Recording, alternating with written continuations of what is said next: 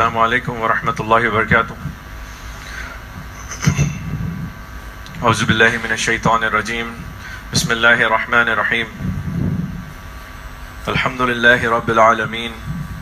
Ar-Rahmanir Rahim. Maliki yawmiddin. Yawmuddin wa yawmul hisab. Wassalatu wassalamu ala Muhammad wa ala alihi wa sahbihi sallam wa sallam. Allahumma salli ala Muhammad wa ala ali Muhammad كما صليت على إبراهيم وعلى آل إبراهيم إنك حميد مجيد. اللهم بارك على محمد وعلى آل محمد كما باركت على إبراهيم وعلى آل إبراهيم إنك حميد مجيد. Brothers and sisters, today the topic I chose is the topic of Al-Akhirah, and in that I chose to talk about An-Nar. An-Nar in English would be hellfire. Brothers and sisters, if we do not talk about Al-Akhirah, we are not going to approach Islam in the right way. I cannot do justice to this topic in one bayan, in one khutbah.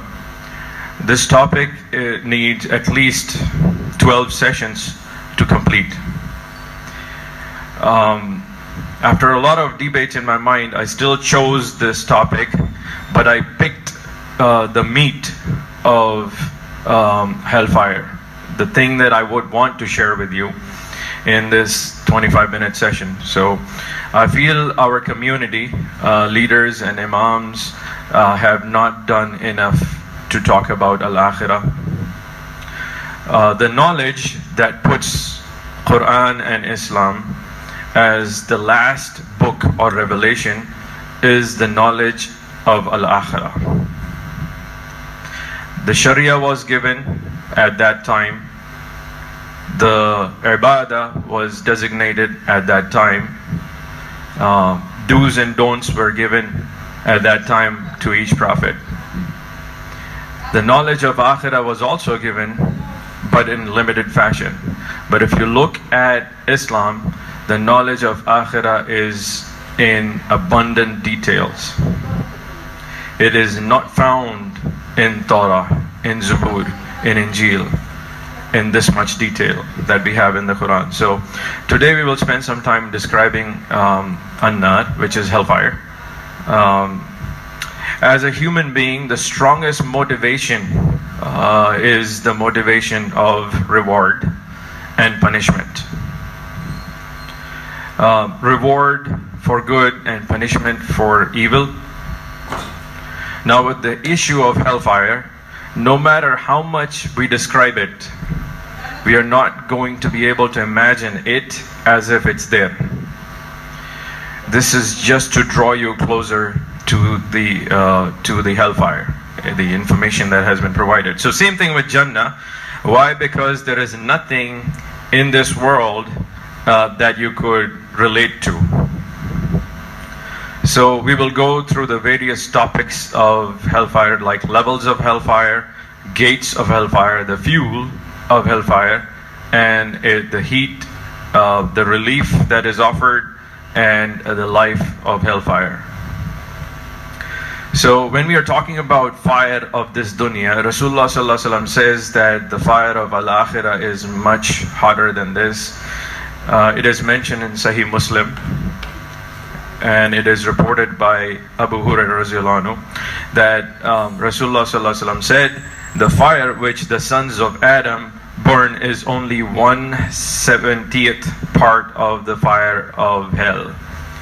So his companions, they said, by Allah, even the ordinary fire would have been enough to burn people.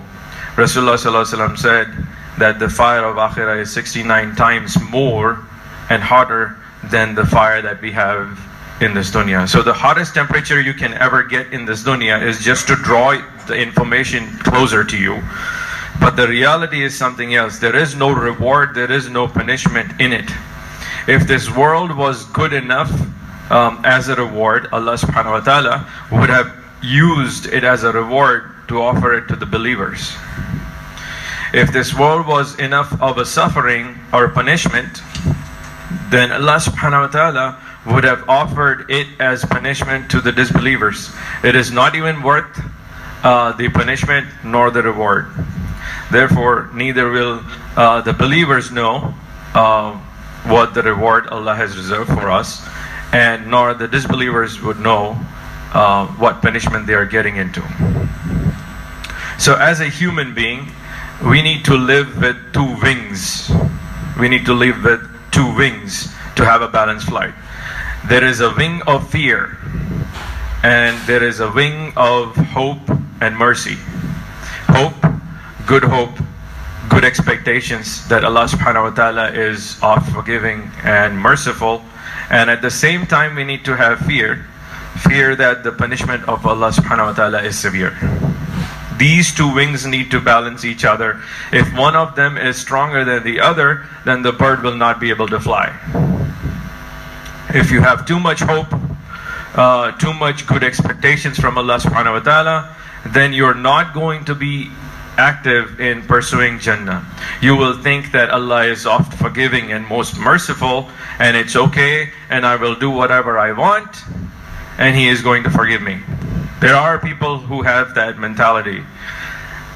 So if we have too much fear, you will think that the punishment of Allah subhanahu wa ta'ala is too severe, and Allah will punish you for anything and everything that you do, and so there is no hope for you. And then that person will give up, and that's another extreme.